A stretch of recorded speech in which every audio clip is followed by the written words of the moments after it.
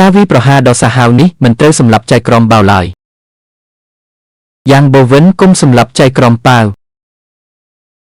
បច្ចេកទេសកាត់អារក្សត្រូវបានរងផលប៉ះពាល់ដោយស្ដេចជំរុញឲ្យបញ្ចេញកំណប់ទ្រព្យដ៏មុតស្រួយដោយបានសម្លាប់ប៉ាវចេញហើយប្រញាប់ប្រញាល់ទៅកាន់កន្លែងខាងមានការភ្ញាក់ផ្អើលយ៉ាងខ្លាំងគាត់បានគោះវីដៅរបស់គាត់ហើយបានប៉ះទង្គិចជាមួយបានមកដល់ប៉ុន្តែត្រូវបានបំផ្លាញដោយអារក្សការវាយប្រហារនេះធ្វើឲ្យស្ត្រីភ្ញាក់ផ្អើលហើយស្រូបយកធម្មពលដែលមានឥទ្ធិពលរបស់វងហ៊ីលៀនផេងប្រទានពរដោយ Bei Yutang គ្មានគូប្រកួតសម្រាប់ Demon Slash ទេចុងណាបញ្ចប់នឹងមិនបង្ហាញសេចក្តីមេត្តាករុណាដោយគាត់មិនស្គាល់សូម្បីតែក្រុមគ្រួសារនិងមិត្តភក្តិរបស់គាត់ Bei Yutang វ៉ានលទ្ធផលនៃហ្គេមគុំប្រុសដែលមានសុខភាពល្អនិងរឹងមាំបានបញ្ចុះបញ្ចូលស្ត្រីដែលស្លៀកពាក់ពណ៌ស្វាយមួយប្រភេទសម្លៀកបំពាក់ពណ៌ស្វាយសម្លៀកបំពាក់ពណ៌ស្វាយសម្លៀកបំពាក់ពណ៌ស្វាយទីបំផុតគាត់ត្រូវបានវ៉ាននៅបញ្ចុះបញ្ចូលឡើងមកជួយ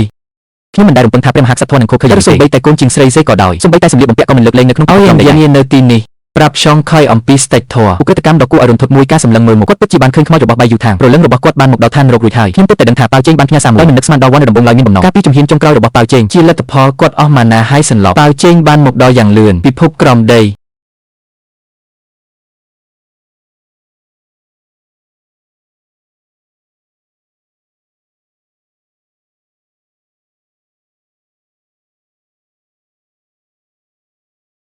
Bell Zeng បានសុំ Shong Khoi ចុះមកធ្វើសកម្មភាពក្នុងនាមស្ថានសួគ៌ដើម្បីសម្លាប់អារក្សនិងបំផាត់អារក្សបានរស់ឡើងវិញចុងគុយមានអារម្មណ៍ថាវាជាកាតព្វកិច្ចរបស់គាត់ក្នុងការនាំគាត់មកទាំង5ដែលខ្ចីប្រលឹងដើម្បីរស់ឡើងវិញខ្ចី Bell Zeng Bei Yutang និង4បកពួករបស់មេបញ្ជាការកងអង្គរៈបានប្រញាប់ប្រញាល់ចេញទៅបានត្រឡប់មកពីឋាននរកទៅកាន់ធានមនុស្សវិញបោះសម្អាតក្រុមស្ដេចវេទមន្ត Hylian តែងបានជួបប៉ាវជេងនិងបកពួករបស់គាត់ខ្ញុំអាចមើលឃើញវាមួយផ្លែតមនុស្សនោះពិតជាមិនមែនជាប៉ាវជេងឬចុងគួយទេ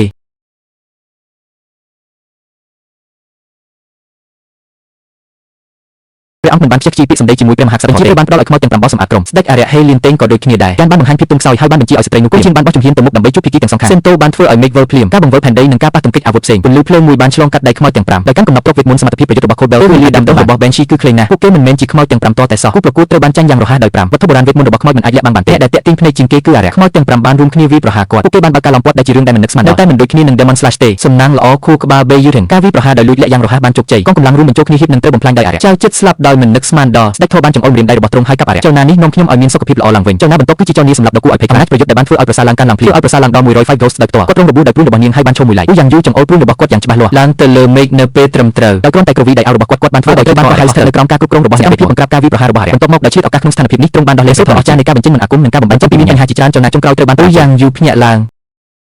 ចូលបង្ហាញការការពាររបស់អ្នកចូលភ្ញាក់ឡើងចូលបង្ហាញការការពាររបស់អ្នក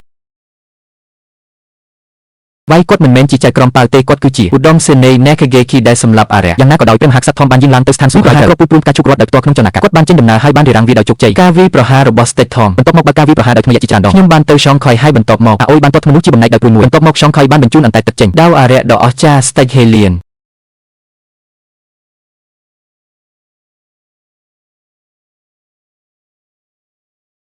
តេងត្រូវដាវរបស់ចុងគុយវាចំចំគាត់ត្រូវបានចាក់ទម្លុះរាងកាយភ្លាមអំណាចវេទមន្តត្រូវបានដកហូតដោយខេត្តកៃហ្វេងបាវគង់និងមហាបុរសទាំង4ត្រូវបានចាប់ដាក់គុកឆ្មាំក៏បានធ្វើឲ្យមន់ចូលរស់ឡើងវិញចៅគឺលោក Ren Thirpheng បានទទួលរបស់នេះសារនោះត្រូវបានផ្ញើទៅកាន់សងរ៉េនសុងបានបង្ហាញថាប៉ាវជេងព្រះមហាក្សត្រធំបានញុះញង់ឲ្យមានហេតុការណ៍វិទូរណាបានស្នើសុំព្រះចៅអធិរាជរិនសុងនៃព្រះរាជនេះគឺដើម្បីលុបបំបាត់ព្រះធំស្ដេចសុងរ៉េនសុងមានការពេញចិត្តយ៉ាងខ្លាំងនៅពេលលើដូច្នេះព្រះរាជមួយត្រូវបានចេញភ្លាមដើម្បីឲ្យលោកប៉ាវជេងបានកាន់តំណែងនៃការរត់ត្រឡប់មកក្រុងកៃហ្វេងការកាត់ក្តីរបស់ព្រះមហាក្សត្រធំបានចាប់ផ្ដើម